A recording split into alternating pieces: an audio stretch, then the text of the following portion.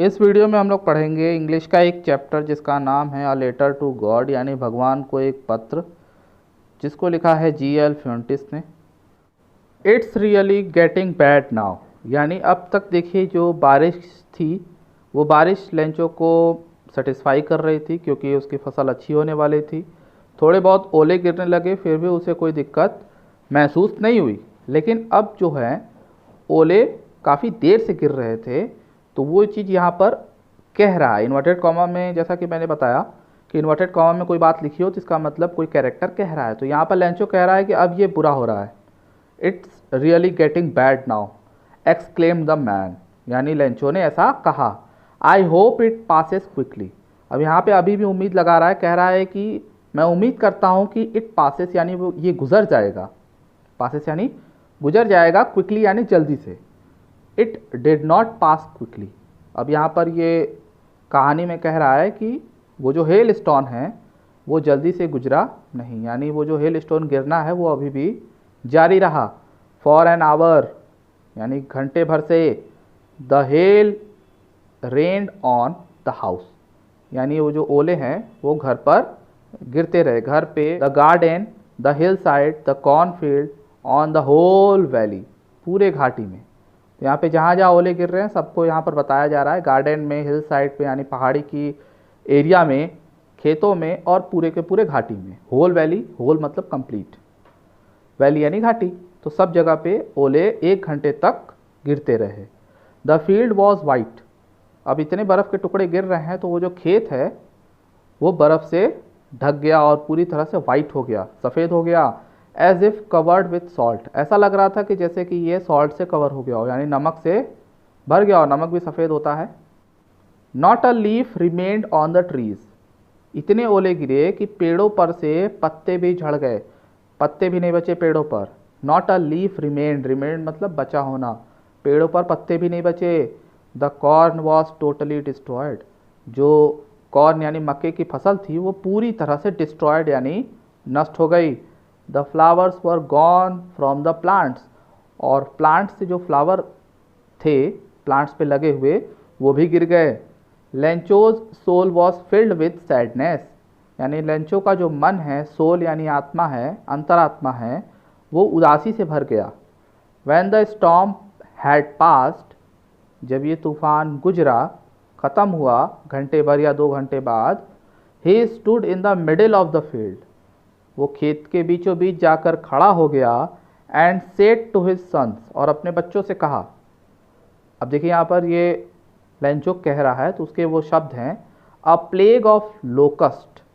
Locust जो होता है कीड़े मकोड़ों का झुंड होता है, ठीक है, जो एक साथ आता है, आप कह सकते हो टिड्डों का ग्रुप होता है, और वो एक बार अगर झुंड खेत में घुसता है तो पूरे खेत को वो तबाह कर देता है। तो वो यहाँ पर उसी चीज़ से कंपेयर कर रहा है हेल स्टोन को, तो कह रहा है अ plague of locust have left more than this, यहाँ पे कह रहा है कि जो लोकस्ट आते हैं, प्लेग ऑफ लोकस्ट यानी टिड्डों के दल का जो मतलब पूरा जो झुंड आता है वो भी इससे ज़्यादा छोड़ देता है, वो भी इतना बर्बाद नहीं करता जितना हेल स्टोन ने कर दिया। लेफ्ट मतलब छोड़ देना, तो ये यही कह रहा है कि टिड्डों का दल भी इतना बर्बाद नहीं करता, वो भी कुछ ना कुछ छोड़ ही देता है, लेकिन हेल स्टोन ने तो सारा कुछ बर्बाद कर दिया। The hell was left nothing, यानी इस ओले ने कुछ भी नहीं छोड़ा, नथिंग मतलब कुछ भी नहीं, और लेफ्ट मतलब छोड़ा। This year we will have no corn, अब यहाँ पे वो कह रहा है कि इस साल जो है हमारे पास कोई मक्का नहीं होगा, यानी मक्के की फसल हमारी बर्बाद हो गई। The night was a sorrowful, sorrowful मतलब दुख से भरा हुआ, सोरोफुल मतलब दुख से भरा हुआ, यानी वो रात जो थी वो दुख से भरी हुई थी। All our work for nothing, अब यहाँ पे कह रहा है कि हमारा जो सारा काम था, मेहनत था, फॉर नथिंग, नथिंग मतलब कुछ भी नहीं रह गया, यानी बर्बाद हो गया। There is no one who can help us, अब कोई भी नहीं है जो हमारी मदद कर सके। We will all go hungry this year, hungry यानी भूखा, वी विल यानी हम लोग अब इस साल क्या रहेंगे, भूखे रहेंगे, क्योंकि फसल पे उनकी जो जीविका है वो डिपेंड करती थी और वो जो फसल है वो बर्बाद हो चुकी। तो अब जो है पूरे घर में उदासी छा गई है कि अब इस साल क्या होगा, भूखे रहेंगे इस साल। But in the hearts of all, यानी सभी के हृदय में, लेंचो, उसकी वाइफ और बच्चों के हृदय में, who lived in that solitary house, solitary मतलब एकांत, जैसा कि आपने शुरू में देखा कि पूरी घाटी में वो एकमात्र घर था, सॉलिटरी मतलब एकांत, एक। House in the middle of the valley, यानी घाटी के बीच में जो एकमात्र घर था, उसमें रहने वाले सभी इंसान के हृदय में there was a single hope, एकमात्र उम्मीद थी, हेल्प फ्रॉम गॉड, यानी भगवान से मदद। यानी सब लोग निराश तो हो चुके थे, लेकिन उनके अंदर एकमात्र उम्मीद बची थी और वो था भगवान से मदद।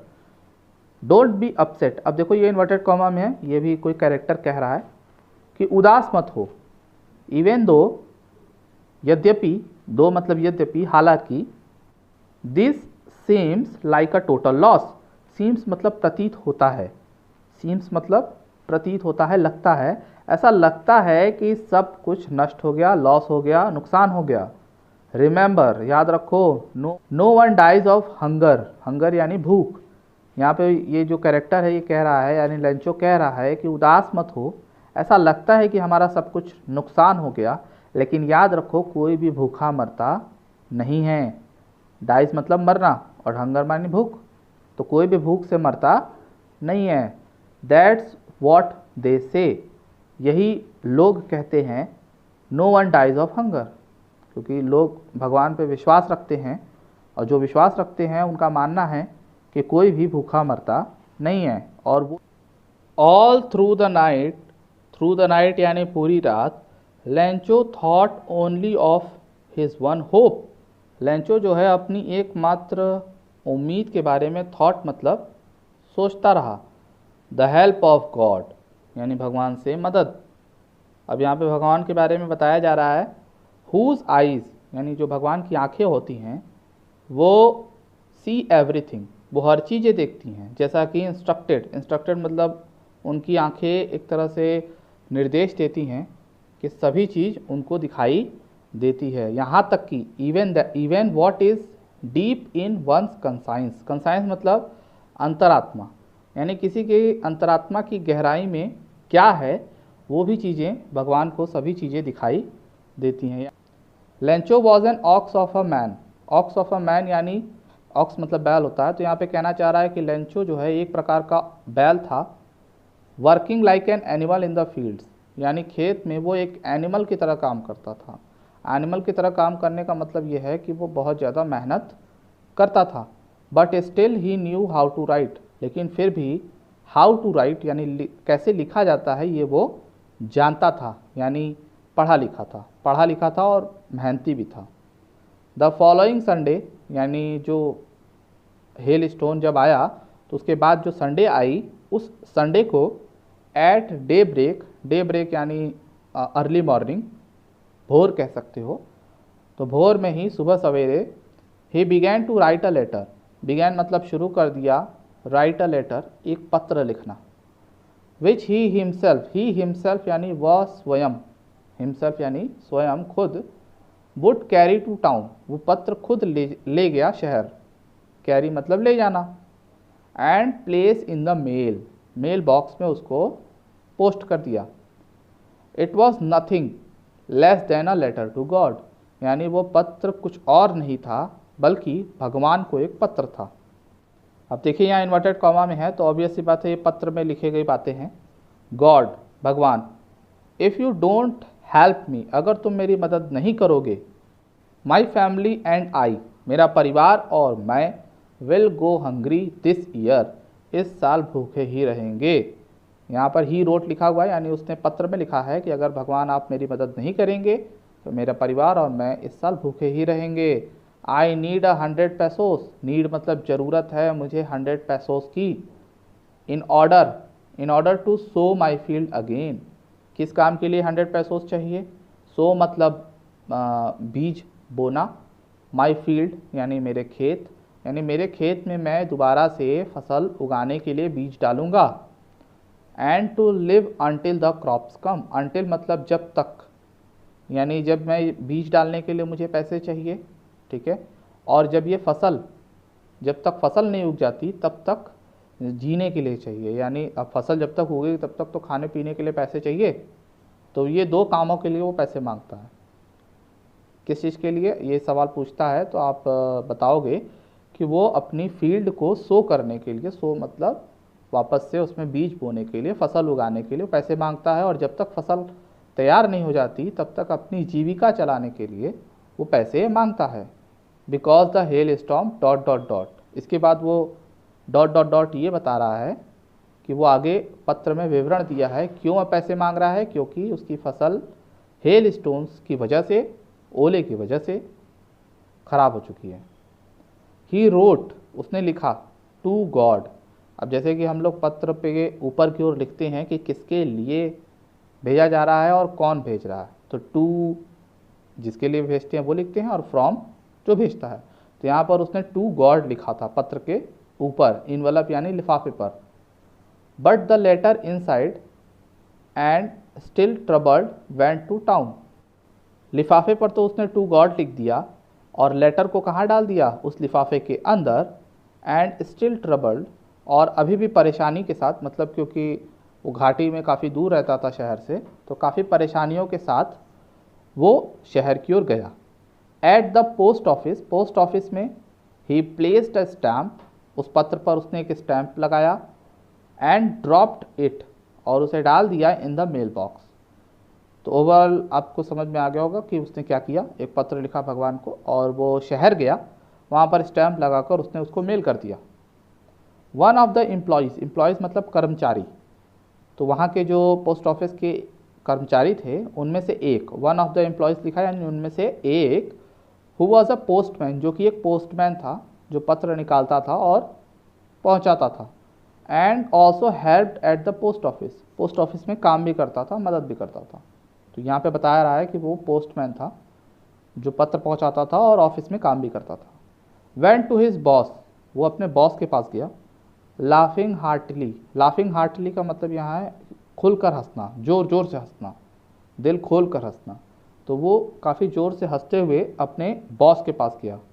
And showed him the letter to God, और उन्हें दिखाया, शोड मतलब दिखाया, क्या दिखाया, एक ऐसा पत्र जो भगवान के लिए लिखा गया था।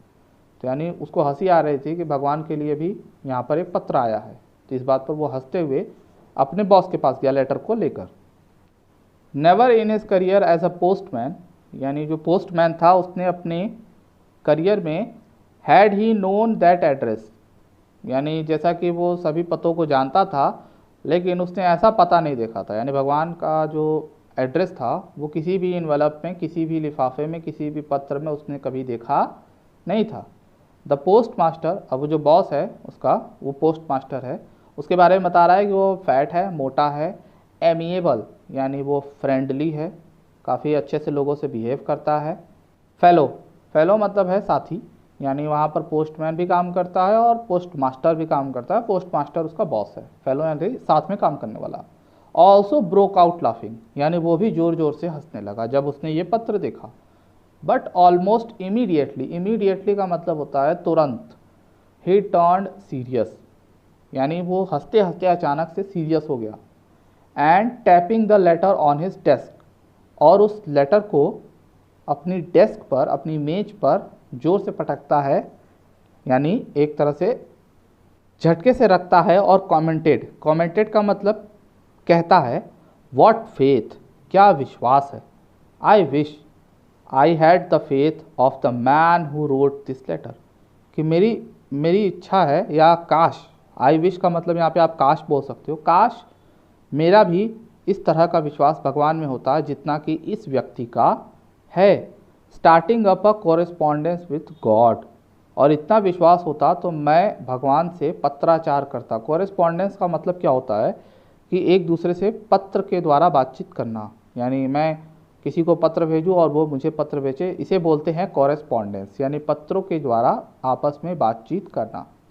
तो यहाँ पर जो पोस्ट मास्टर है वो ये कह रहा है कि काश मेरा भी इतना विश्वास होता तो मैं भी भगवान से पत्राचार यानी कॉरेस्पॉन्डेंस कर पाता। तो इस वीडियो में हम लोग यहीं तक पढ़ते हैं, इसके आगे हम लोग नेक्स्ट वीडियो में पढ़ेंगे। तो अगर ये वीडियो अच्छा लगा हो तो वीडियो को लाइक कर दीजिए, चैनल को सब्सक्राइब कर लीजिए।